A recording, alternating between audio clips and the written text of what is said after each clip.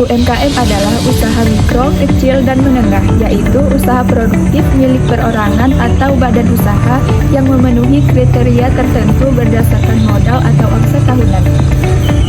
Laporan keuangan sangat diperlukan dalam UMKM. Tujuannya yaitu untuk mengetahui kondisi keuangan usaha, mengelola arus kas, dan mengetahui laba atau rugi. Pada kesempatan kali ini, kami akan menyusun laporan keuangan di dalam sebuah UMKM, yang tepatnya sebuah perusahaan jasa yang bernama Garage Cukur. Ada saran tempat gunting rambut yang bagus tapi murah nggak, Pik? Ada, lokasinya ada di Rantau Panjang, nama tempat cukurnya Garage Cukur. Oke, Pik. Makasih ya, Pik ya. Ya, sama-sama. Ya, kita pulang yuk. Aku mau gunting rambut juga.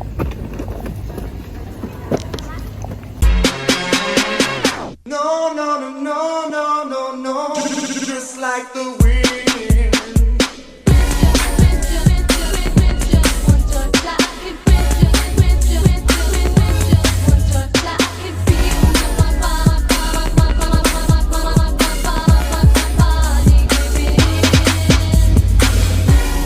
Going back to Honolulu just to get that. Kelompok 5, mantap. That Maui Wowie, that Maui Wowie. Going back to Honolulu just to get that Maui Wowie, that Maui Wowie. Garage mantap. Garage cukup, mantap. Garage Cukur mantap. Mantap, Garage cukup, mantap. Garage Cukur adalah sebuah perusahaan yang bergerak di bidang cukur rambut. Perusahaan ini telah berdiri pada tanggal 12 November 2020 dan beralamat di Jalan Raya Rantau Panjang. Usaha ini sudah tergolong cukup lama sehingga bisa bersaing dengan perusahaan-perusahaan yang ada di lingkungan tersebut. Tarif omsetnya itu bisa mencapai 200.000 per hari, tapi khusus Sabtu Minggu itu bisa mencapai 400.000 per hari. Saat ini mulai beroperasi dari jam 9 pagi sampai jam 10 malam. Dan tarif yang ditetapkan perusahaan ini yaitu dewasa 15.000 dan anak-anak itu cuma 10.000. Pada awal bulan, Garage Cukur menyusun neraca saldo yang bertujuan untuk menentukan posisi awal keuangan perusahaan serta memudahkan penyusunan laporan keuangan.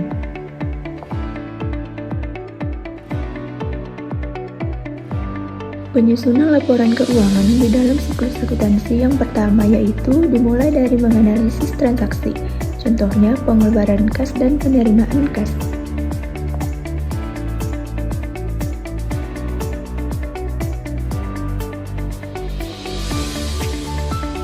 Yang kedua yaitu pencatatan ke jurnal umum. Transaksi yang sudah dianalisis dapat dicatat ke jurnal umum sesuai prinsip di dalam akuntansi.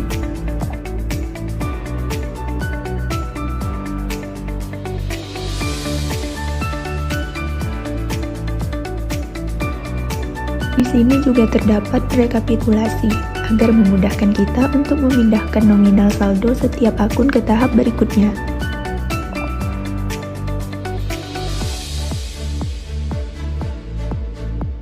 Selanjutnya yang ketiga yaitu posting ke buku besar. Data hasil rekapitulasi dari jurnal umum dapat dipindahkan ke buku besar agar dapat diketahui saldo masing-masing akun. Yang keempat yaitu penyusunan neraca saldo. Setelah semua akun diposting, kita dapat membuat neraca saldo untuk memastikan total debit sama dengan total kredit.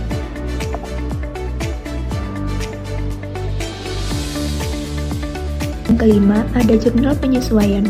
Fungsi jurnal penyesuaian yaitu untuk menyesuaikan saldo akun agar sesuai dengan kondisi sebenarnya pada akhir periode akuntansi. Selanjutnya, ada neraca lajur, yaitu yang berfungsi sebagai alat bantu dalam proses penyusunan laporan keuangan. Neraca lajur tidak termasuk ke dalam siklus laporan keuangan, tetapi ia dapat mempermudah dalam penyusunan laporan keuangan. Untuk mengisi kolom neraca saldo sebelum penyesuaian dan jurnal penyesuaian, kita bisa mengambil data sebelumnya yang telah kita kerjakan.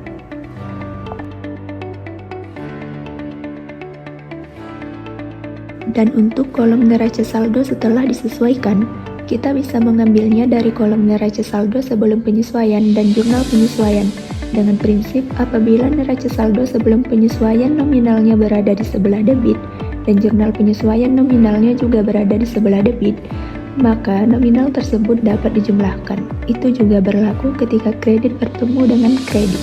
Sebaliknya, jika kolom debit bertemu dengan kredit, maka dia harus dikurangkan. Untuk kolom laba rugi dapat diambil dari akun-akun pendapatan dan beban.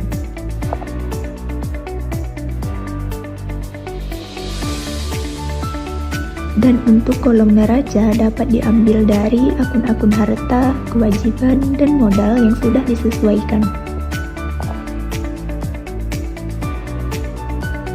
Selanjutnya, penyusunan laporan keuangan pada jurnal laba rugi.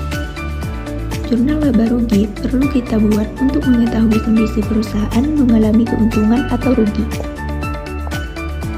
Di sini ada laporan perubahan modal, yang mana tujuannya untuk mengetahui kenaikan atau penurunan modal. Dengan cara kita memasukkan nominal awal modal, lalu ditambah laba bersih yang mana nominalnya didapat dari hasil akhir kolom laba rugi. Selanjutnya ada neraca, yaitu laporan keuangan yang menunjukkan posisi harta, utang, dan modal perusahaan. Penyusunan jurnal penutup, yaitu akun pendapatan dan beban ditutup agar saldo kembali nol pada periode berikutnya. Yang terakhir ada penyusunan neraca saldo setelah penutupan, digunakan untuk memastikan akun real masih seimbang setelah dilakukannya jurnal penutup.